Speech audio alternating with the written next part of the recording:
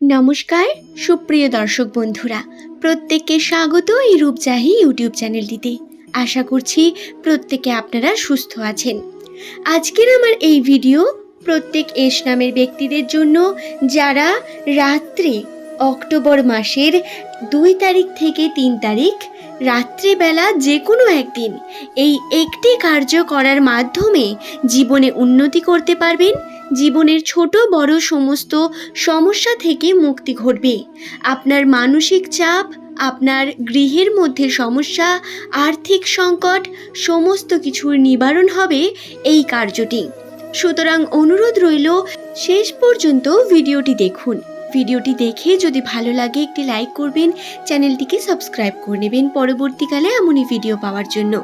সুপ্রিয় দর্শক বন্ধুরা, নামের প্রথম অক্ষর যাদের এস দিয়ে শুরু, তাদের জীবনে বিভিন্ন রকম সমস্যা থেকে থাকে।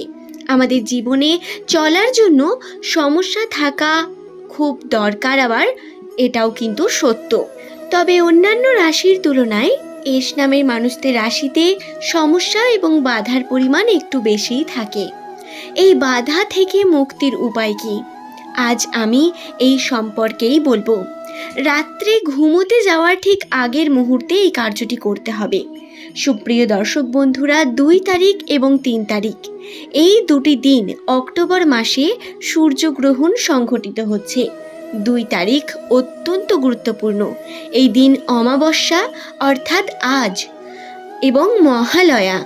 যেহেতু মহালয়া তিথি, অমাবস্যা তিথি, সূর্যগ্রহণ সমস্ত বিষয়গুলি একই তিথিতে পড়েছে, সেহেতু দিনটি অত্যন্তই গুরুত্বপূর্ণ। এই দিন আপনারা যে টোটকা পালন করবেন, যে কার্যটি করবেন, তাতে সঠিক ফল অবশ্যই পাবেন। তো কি করতে হবে আপনাদের সেই সম্পর্কে জানিয়ে দেব, কিন্তু তার আগে অবশ্যই ভিডিওটি ভালো লাগলে একটি লাইক করবেন, চ্যানেলটিকে সাবস্ক্রাইব করে নেবেন এমনই ভিডিও পাওয়ার জন্য, এবং নিচের কমেন্ট সেকশনে আপনার নামটি অবশ্যই কমেন্ট করে জানাবেন। এবং ভিডিও সংক্রান্ত কোনো প্রশ্ন থাকলে তা অবশ্যই কমেন্ট করে জানাতে ভুলবেন না। যতটা সম্ভব হবে আপনার প্রশ্নের উত্তর দেওয়ার চেষ্টা করব। তাহলে চলুন বন্ধুরা, আমরা এবার জেনে নেব মূল আমাদের কোন কার্যটি করলে আমরা সমস্যা থেকে মুক্তি পাব। আজকের এই ভিডিওটি এস নামের মানুষদের জন্য, সুতরাং কেবল যাদের নামের প্রথম লেটার এস দিয়ে শুরু তারাই এই কার্যটি করতে পারবেন। যদি আপনার গৃহে বিভিন্ন রকম ঝামেলা লেগেই থাকে, পারিবারিক অশান্তি, গৃহের ভিতরে কিছু সমস্যা, বাড়িতে এসে যদি আপনার কোনো না কোনোভাবে মন লাগছে না বা ঝামেলার মুখে পড়ছেন, তর্ক হচ্ছে এবং আর্থিক উন্নতি করতে চেয়েও উন্নতি করতে পারছেন না, গৃহের মধ্যে একটু না একটু অভাব থেকেই যাচ্ছে, এমনটা যদি আপনার গৃহে বা আপনার জীবনে হয়ে থাকে, তাহলে জানুন আপনার মধ্যে বা আপনার গৃহের মধ্যে সমস্যা বর্তমান।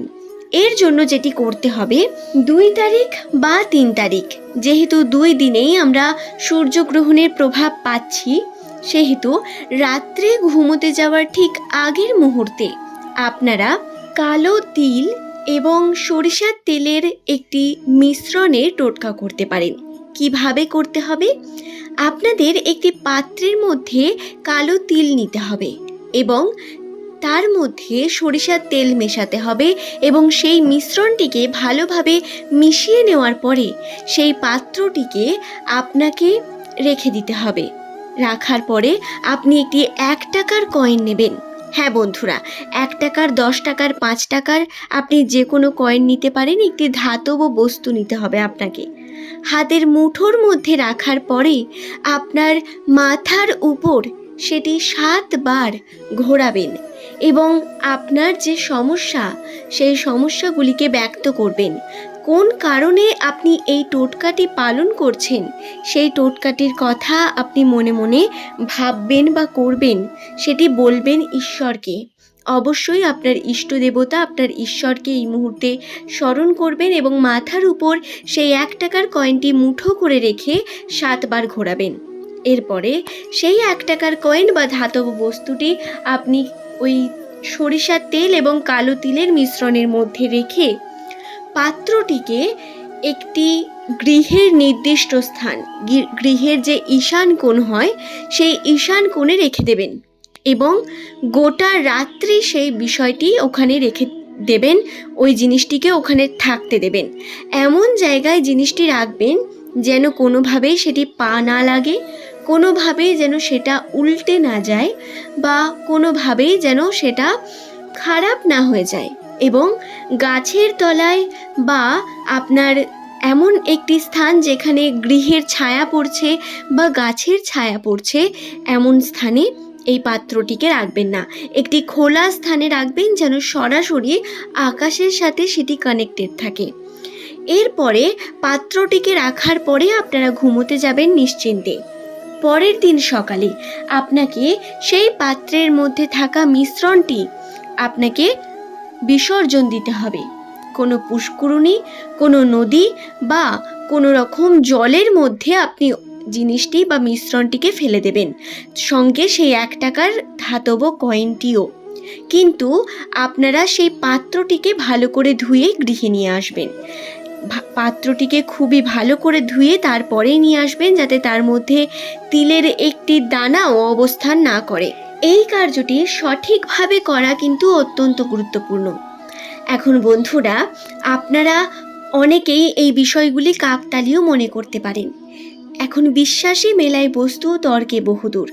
পৌরাণিক শাস্ত্র অনুসারে আমাদের নিজেদের সমস্যার সমাধান আমরা নিজেরাই করতে পারি বিভিন্ন টোটকার মাধ্যমে, তার বর্ণনা দেওয়া রয়েছে। যদি আপনি পুরাণ শাস্ত্র এবং আমাদের পৌরাণিক শাস্ত্রকে বিশ্বাস করেন, তাহলে অবশ্যই জ্যোতিষশাস্ত্রের মতামত অনুসারে এই কার্যটি করে দেখতে পারেন। এতে কিন্তু আপনার কোনো ক্ষতি হবে না, বরং হলে কোনো উপকারই হবে। এতে আপনার গৃহের মধ্যে থাকা দোষ, আপনার মধ্যে থাকা নেগেটিভ দোষ বা কোনো বাস্তু সমস্যা, যে কারণে আপনার উন্নতি ব্যাধিত হচ্ছে, সেই বিষয়টি আপনার দূর হয়ে যাবে। সেই জিনিসটি আপনার থেকে দূরে চলে যাবে। এই বিষয়টিকে মাথায় রাখবেন এবং যারা বিশ্বাস করে করতে পারবেন তারা এই কার্যটি করবেন, কারণ বিশ্বাস ছাড়া কিন্তু কোনোভাবেই আপনার উন্নতি সম্ভব নয়।